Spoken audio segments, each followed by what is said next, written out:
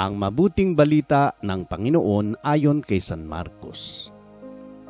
Noong panahong iyon, nang paalis na si Jesus, ay may isang lalaking patakbong lumapit. Lumuhod sa harapan niya at nagtanong, "Mabuting guro, ano po ang dapat kong gawin upang magkamit ng buhay na walang hanggan?" Sumagot si Jesus, "Bakit mo ako tinatawag na mabuti? Walang mabuti kundi ang Diyos. Alam mo ang mga utos. Huwag kang papatay. Huwag kang mangangalunya. Huwag kang magnanakaw. Huwag kang magsisinungaling sa iyong pagsaksi. Huwag kang magdadaya. Igalang mo ang iyong ama't ina." "Guro," sabi ng lalaki, "ang lahat po ng iyay tinutupad ko na mula pa sa aking pagkabata." Magiliw siyang tinitigan ni Jesus at sinabi sa kanya, "Isang bagay pa ang kulang sa iyo. Humayo ka, ipagbili mo ang iyong ari-arian at ipamigay mo sa mga dukha ang pinagbilhan, at magkakaroon ka ng kayamanan sa langit. Pagkatapos, bumalik ka at sumunod sa akin." Namanglaw ang lalaki nang marinig ito at malungkot na umalis, sapagkat siya'y napakayaman. Tiningnan ni Jesus ang mga nasa paligid niya at sinabi sa kanyang mga alagad, "Napakahirap mapabilang ang mayayaman sa mga pinaghaharian ng Diyos." Nagtaka ang mga alagad sa pananalitang ito. Muling sinabi ni Jesus, "Mga anak, talagang napakahirap mapabilang sa mga pinaghaharian ng Diyos. Madali pang makadaan ng kamelyo sa butas ng karayom kaysa pasakop sa paghahari ng Diyos ang isang mayaman." Lalong nagtaka ang mga alagad, kaya't sila'y nagtanungan, kung gayoy sino ang maliligtas. Tinitigan sila ni Jesus at sinabi sa kanya, "Hindi ito magagawa ng tao, ngunit hindi ito mahirap sa Diyos. Magagawa ng Diyos ang lahat ng bagay." Ang mabuting balita ng Panginoon.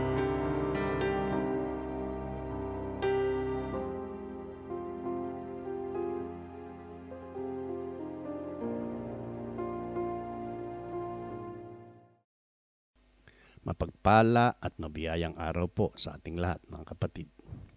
Narito na naman po tayo para sa ating pagninilay sa ating mabuting balita.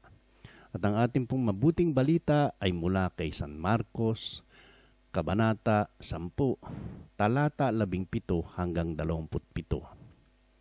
Sa Ebanghelyo, ayon kay San Marcos, isang mayamang binata ang lumapit kay Jesus at nagtanong kung ano ang dapat niyang gawin upang magkamit ng buhay na walang hanggan.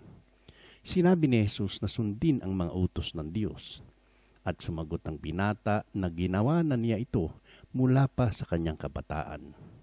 Ngunit nang sinabi ni Jesus na ipagbili niya ang kanyang ari-arian, ipamigay sa may hirap at sumunod sa kanya, nalungkot ang binata at umalis dahil marami siyang kayamanan. Ito po ang buod ng ating pagninilayan ngayong araw na ito, mga kapatid. Umpisahan po natin unang-una ang tunay na pagsunod sa Diyos.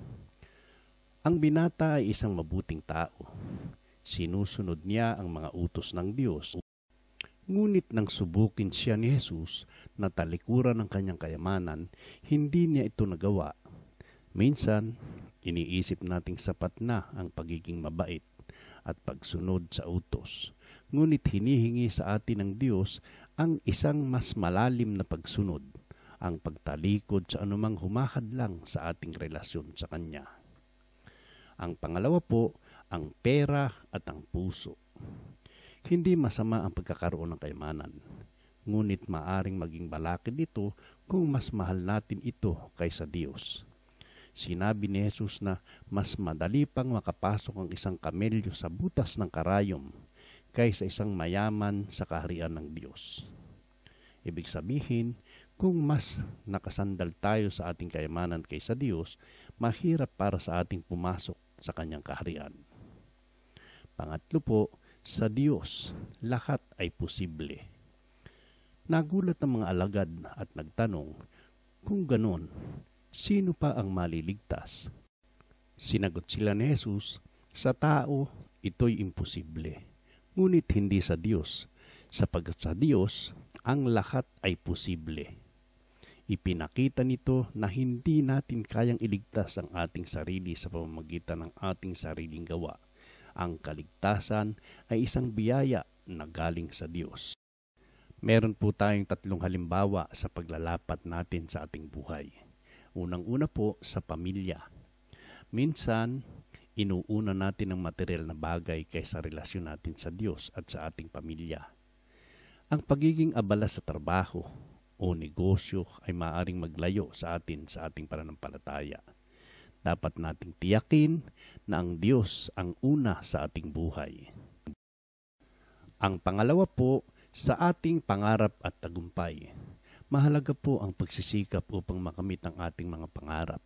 Ngunit hindi ito dapat maging hadlang sa ating pagsunod sa Diyos. Ang tagumpay ay tunay na makahulugan kung kasama natin ang Panginoon. At panghuli at pangatlo, sa pagtitiwala sa Diyos. Maraming bagay ang mahirap bitawan, kayamanan, bisyo, kasalanan, o kahit relasyon. Ngunit kung ilalagay natin ang ating tiwala sa Diyos, tutulungan niya tayong makalaya at sumunod sa Kanya ng buong puso. Meron po uli akong tanong para sa ating lahat. Unang-una, ano ang kayamanan sa buhay ko na maaaring humadlang sa aking mas malalim na pagsunod sa Diyos? Pangalawa, mas inuuna ko ba ang material na bagay kaysa aking relasyon sa Diyos? At pangtatlo, handa ba akong sumunod kay Jesus kahit may kailangang isuko? Manalangin tayo. Panginoon, tulungan mo akong hindi maging alipin ng material na bagay. Naway ikaw ang maging tunay kong kayamanan. Bigyan mo ako ng pusong handang sumunod at magtiwala sa iyo ng buong buo. Amen. Ang kwento ng mayamang binata ay nagpapakita sa atin na hindi sapat ang pagsunod sa utos ng Diyos. Kung hindi tayo handang iwan ng anumang humahadlang sa ating relasyon sa Kanya, sa tao mahirap ito. Ngunit sa Diyos, ang lahat ay posible. Maraming pong salamat sa inyong pakikinig at panonood ng bidyong ito. Sana po huwag niyo pong kalimutan ang mag-like, mag-subscribe, at mag-share ng bidyong ito para po sa mas maraming mabuting balita na i-share natin sa lahat.